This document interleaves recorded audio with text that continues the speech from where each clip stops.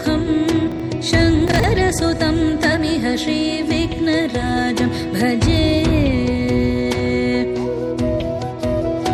सन्ततमहं दन्ति सुन्दरमुखं मन्तकातकसुतं तमिह श्रीविघ्नराजं भजे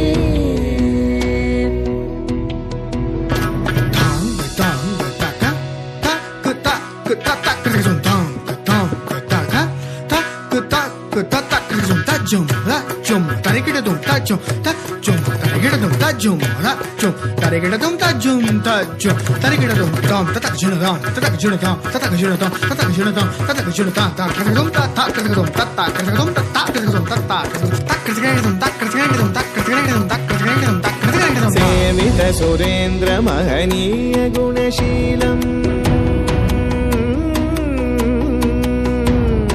सेवित सुरेन्द्र महनीय गुणशीलं जप तप समाधि सुख वरदानुकूलम् भावित सुरमणिगण भक्त परिपालं भयङ्कर विशङ्गमातङ्ग कुलकालं श्रीविघ्नराजं भजे तजं ततनं ततधीं ततधिं तताकृतं तजं ततनं ततधीं ततधिं तताकृतं तजं ततधीं ततनं ततधिं तताकृतं हरि धन ततन जोनु तजोनु धीमि तकडदग धरिगिडदं हरि धन ततन जोनु तजोनु धीमि तकडदं तदिंगिनग धरि धन तकडदग धरिगिडदं धन जोनु तकडदं तदिंगिनग जोनु धीमि तत्तिकडदगडदं तत्तिकडदगडदं तत्तिकडदगडदं केयूरहारावळी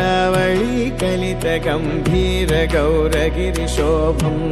सुशोभम् कामादि भयभरित मूढमद कलि कलुष खण्डितमखण्ड प्रतापम्